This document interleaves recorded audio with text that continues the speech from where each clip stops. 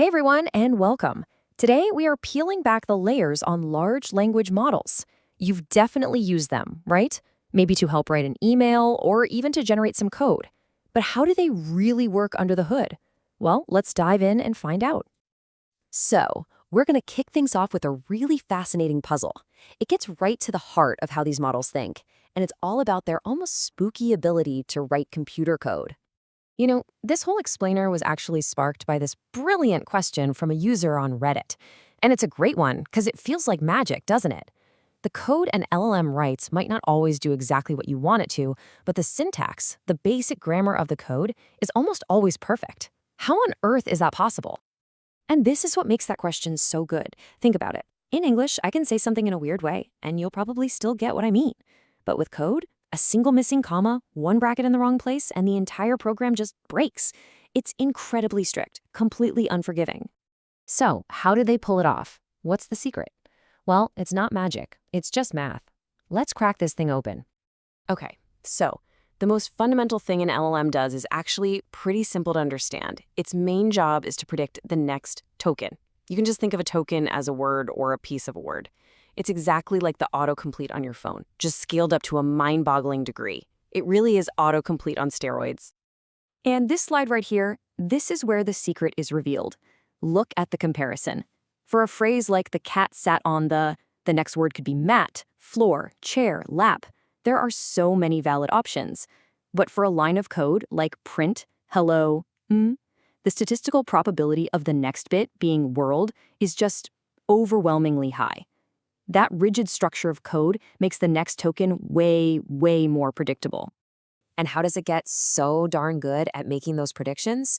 It's all about volume. It's been trained on millions, and in many cases, billions, of lines of working, perfectly correct code from places like GitHub. By just churning through that massive library of examples, it learns the strict patterns of programming languages inside and out, and then it just replicates them with incredible accuracy. So you see, this whole coding thing isn't some special feature they tacked on. It's just a natural result of what an LLM is built to do. So let's zoom out for a second and take a look at the bigger picture of this technology. So what even is a large language model? Well, it's a type of AI, a foundational model that's been trained on just an unbelievable amount of text data. By processing all of that information, it learns the patterns, the grammar, the relationships between words, and even the subtle nuances of how we communicate. The huge technological breakthrough that made all this possible is something called the transformer architecture. It was introduced in a massive 2017 paper called Attention is All You Need. Its secret weapon is the self-attention mechanism, which lets the model look at a whole sentence at once and figure out which words are most important to the meaning of other words, no matter how far apart they are. This is absolutely key to understanding context. And the progress since that 2017 paper has been just breathtakingly fast. I mean, in just a few short years, we went from models like BERT, which was a huge leap for understanding context, to GPT-3, which could learn new tasks from just a couple of examples. And then, of course, came ChatGPT in 2022, which put this power into the hands of millions and kicked off this massive global conversation we're all having now. This super fast evolution means LLMs are being put to work everywhere, in all kinds of different ways. But as you might expect, with all that power comes some very real risks.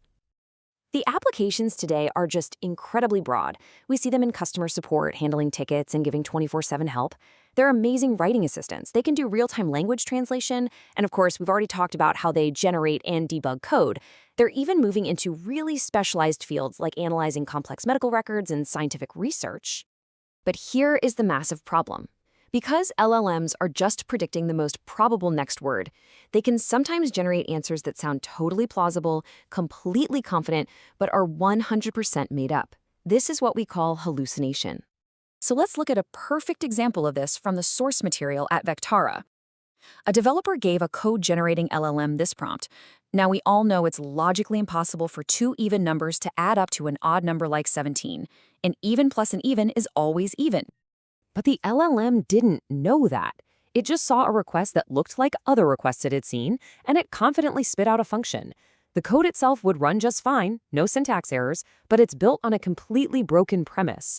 And that creates a very subtle and incredibly dangerous kind of bug that a developer might totally miss. And the risks here go way beyond just factual errors. Security organizations like OWASP have identified huge threats. We're talking about prompt injection, which is when attackers trick the model into breaking its own rules.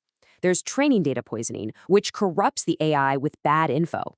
You've got model theft, which is literally stealing a company's hugely valuable AI model. And insecure output, where the LLM itself generates code that has major security holes. Okay, so how do we fight back against these kinds of problems and make these models more reliable? Well, one of the most powerful techniques that's emerging is called retrieval augmented generation, or just RAG. RAG is a really clever way to ground the LLM in actual reality. So instead of only relying on its internal static training data, the system first goes and fetches up-to-date factual information from a source you actually trust, like a company's internal documents or a curated database. The process is actually pretty straightforward. First, you build that external library of trusted knowledge. Then, when a user asks something, the system searches that library for the most relevant facts. Then, and this is the key, it adds those retrieved facts into the user's original prompt before sending it to the LLM.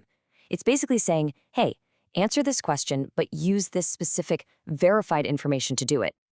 And the results are just dramatic. As you can see from this chart, using RAG can massively boost the factual accuracy of an LLM's answers. And what's really crucial is that it also lets the model cite its sources, so you can see exactly where the information came from. That builds a ton of trust. In all of this, it brings us to maybe the most important takeaway of all. It really comes down to how we think about this technology. We have to remember that LLMs are not oracles. They don't know things. They are not conscious beings. They are incredibly sophisticated pattern matching machines. They can predict what word comes next with stunning accuracy, but they don't actually comprehend the meaning behind any of those words the way you and I do. And that leaves us with a final, really crucial question. If we know that the model isn't thinking, but is instead a powerful tool for processing patterns, how should that change the way we interact with it? How can we frame our questions to work with its strengths and avoid its weaknesses to get the absolute best, most reliable results? That right there, that's the key to unlocking the true potential of this technology.